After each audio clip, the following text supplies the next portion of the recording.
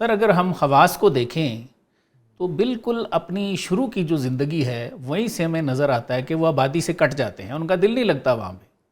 اللہ تعالیٰ نے ان کے سینے میں کوئی ایسا سوز رکھا ہوتا ہے، ایسی گرمی رکھی ہوتی ہے کہ وہ آبادی سے کٹ جاتے ہیں۔ تو اگر ہم حضور صلی اللہ علیہ وآلہ وسلم کی حیات طیبہ کو دیکھیں تو نبوت سے پہلے بخاری شریف کی حدیث کے مطابق آپ بھی غار حرا میں چلے جاتے ہیں اور پہلی وہی بھی وہیں آئی ہے، ہفتوں مہینوں رہتے ہیں آپ۔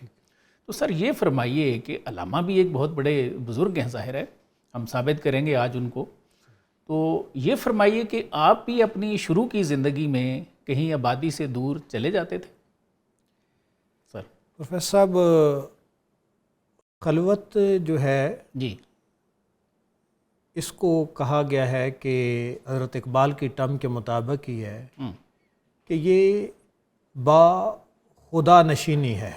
بالکل ٹھیک، بالکل ٹھیک ہے کہ یہ جو جلوت سے کنارہ کشی اختیار کرتے ہیں تو بنیادی طور پہ یہ تن کی دنیا اور یہ تن کے مختلف تقاضے جو ایک سالک کے راستے میں رکاوٹ ڈالتے ہیں، اس کی یکسوئی کے راستے میں رکاوٹ یکسوئی کی راستے میں رکاوٹ ڈالتے ہیں، تو وہ اس یکسوئی کو پانے کے لیے ویرانوں میں چلا جاتا ہے، بالکل صحیح، اور ان ویرانوں کے ساتھ تنہائیوں کے ساتھ دوستی قائم کر کے ایک ایسی مخلوق سے بھی کلام کرتا ہے جو ساری کی ساری مخلوق اس خالق کی قدرتوں کا اظہار ہے۔ صحیح۔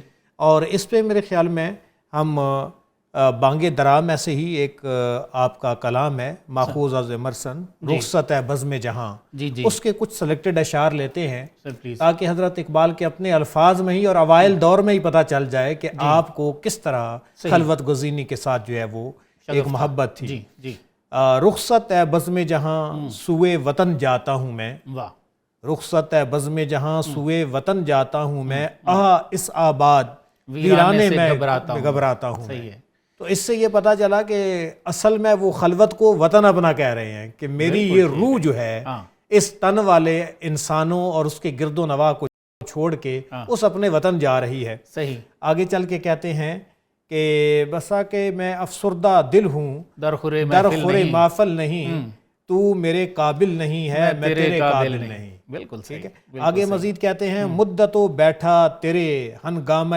عشرت میں زندگی کی جستجو کرتا رہا ظلمت میں اللہ اکبر، کہ یہ جو میں بزم جہاں میں بیٹھ کے اللہ کو پانے کی کوشش کرتا رہا، کہتے ہیں یہ ظلمت تھا، یہ ظلمت کا دور تھا۔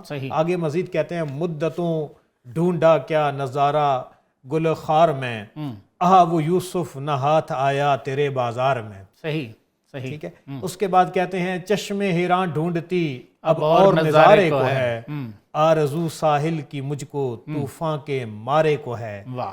اس کے بعد مزید کہتے ہیں گھر بنایا ہے سکوت دامن کو سار میں، یہ لذت کہاں موسیقی گفتار میں۔ ٹھیک۔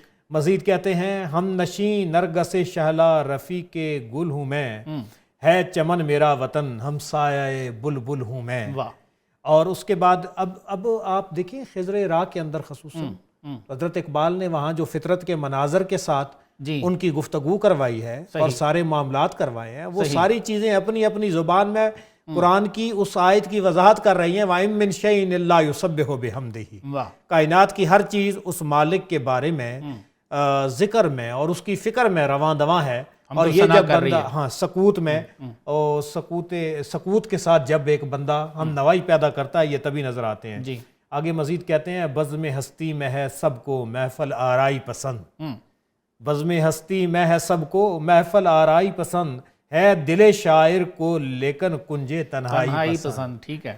اور مزید کہتے ہیں ہے جنوں مجھ کو کہ گھبراتا ہوں آبادی میں ڈھونڈتا پھرتا ہوں کس کو کوہ کی وادی میں شوق کس کا سبزہ زاروں میں پھراتا ہے مجھے، اور چشموں کے کناروں پر سلاتا ہے مجھے۔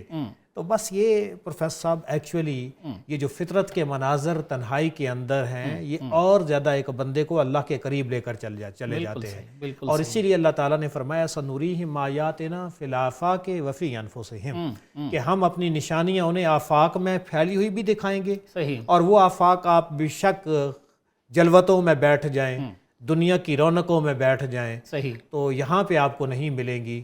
جب تنہائی اور خلوت گزینی اختیار کی جاتی ہے تو وہ بندہ اللہ کا جلیس بنتا یعنی ہے. ایک تو یکسوئی حاصل ہوتی ہے وہاں پہ، اور دوسرا ایک جو فکر ہے، تدبر ہے، اس کا موقع ملتا ہے. موقع ملتا ہے. بالکل ٹھیک، بالکل ٹھیک.